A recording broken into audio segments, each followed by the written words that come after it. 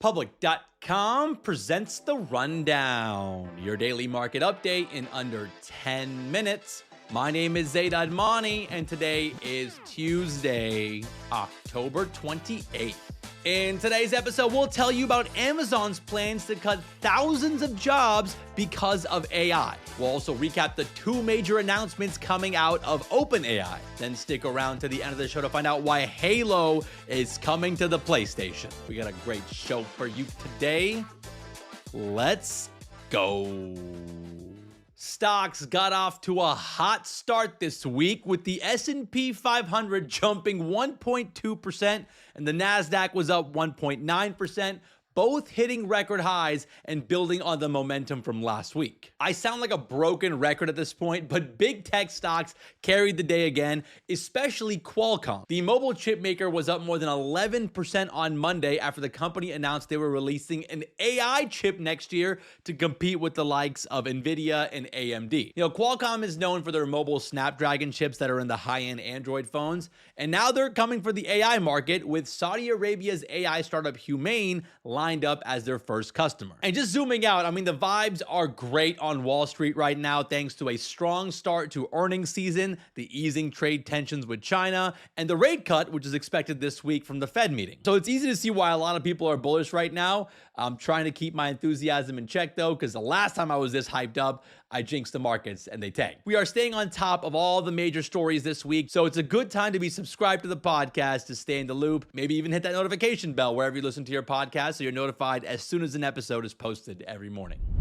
Let's run through some headlines, starting with Amazon. Amazon just announced that they're laying off 14,000 corporate employees, which is about 4% of its white-collar workforce, affecting teams within logistics, video games, cloud computing, and payments. They made this announcement in a blog post, and this is the largest corporate downsizing in Amazon's history, and it might just be round one, because according to a report from Reuters, Amazon is planning to cut as many as 30,000 corporate jobs total, which would be nearly 10% of its corporate staff. CEO Andy Jassy said the goal is to make the company leaner, more efficient, and better positioned to invest in its biggest bets, which right now is AI. Amazon is spending roughly $118 billion this year on cloud infrastructure and AI development.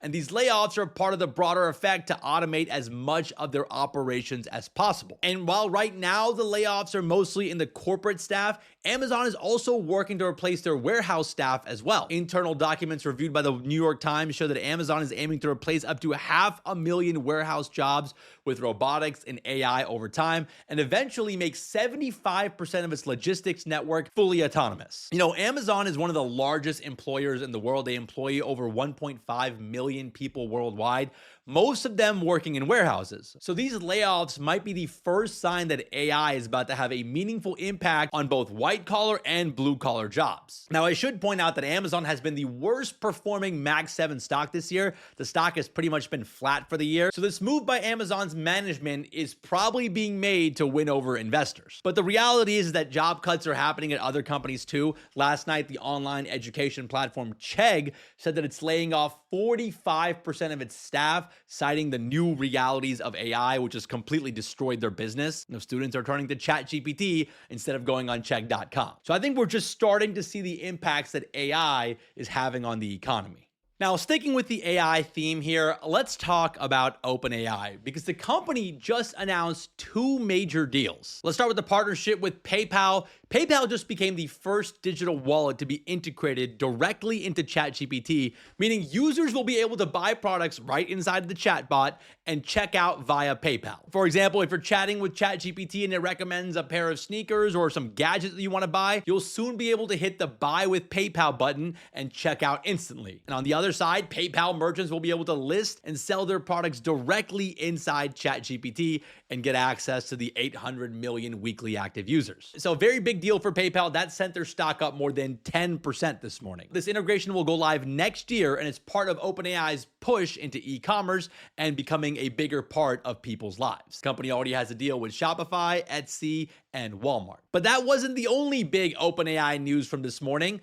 OpenAI also finalized a new agreement with Microsoft, which will give Microsoft a 27% stake in OpenAI, worth about $135 billion. Now, remember, Microsoft was one of the earliest investors in OpenAI, but the relationship had kind of gotten a bit sour, but it seems like the two sides might have patched things up. This deal will give Microsoft exclusive access to OpenAI's models, including any that reach artificial general intelligence, through 2032. It also clears the way for OpenAI to complete its transition into a for-profit company. Microsoft stock is up nearly 4% this morning on this news, pushing its market cap to over $4 trillion for the first time ever.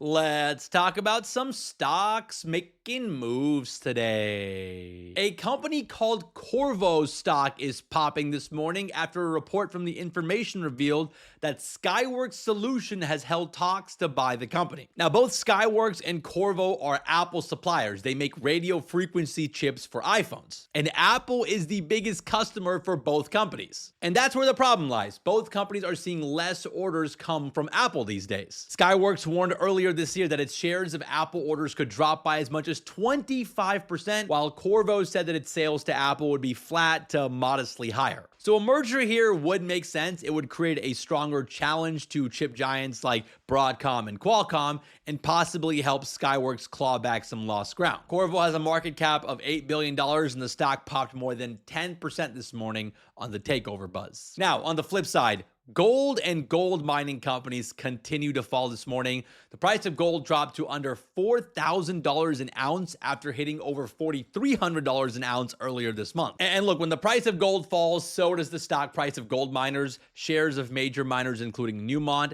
Barrick, and Agnico Eagle, are all down between 3 to 6% this morning. You know, gold is trading so unpredictably right now. You would think with inflation still hovering around 3% and some economic uncertainties that gold wouldn't see a sudden drop like this, but the prices have gone up so fast lately that I think that gold traders are finally starting to take profit. And it might take another tariff shock by Trump or some unpredictable economic event for gold to see a pop again. But I am definitely keeping an eye on it.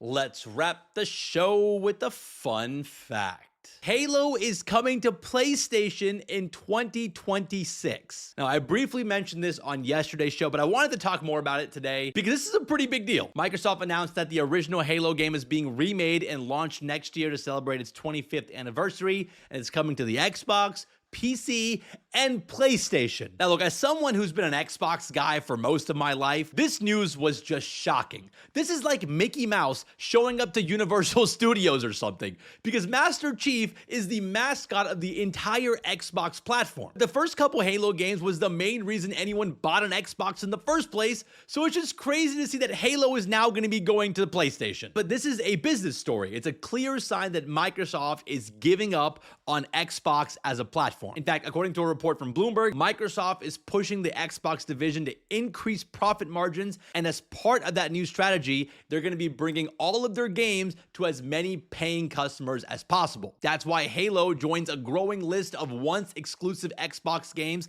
like Gears of War and Forza that are now on PlayStation. On top of that, Microsoft recently raised the price of their Xbox Game Pass streaming service. I think Microsoft might have a little bit of regret on their $60+ billion acquisition of Activision a couple years ago. So now they're trying to squeeze as much money as they can to make up for that disastrous acquisition. And look, I don't even game that much anymore. I still have an Xbox, but I barely play it. And I think this might be a sign that I need to just be done with the Xbox at this point. At least I'll have all the memories of playing Halo 3 with my college roommates at 3 o'clock in the morning. If anyone listening is a hardcore gamer, let me know in the comments on how you guys feel about Halo coming to PlayStation, and if you agree that Microsoft is just giving up on Xbox at this point.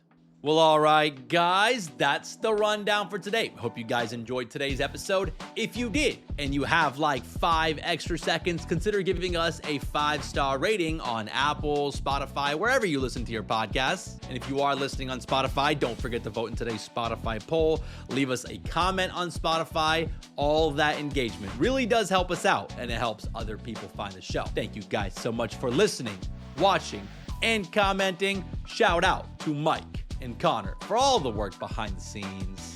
And we'll see you guys back here tomorrow.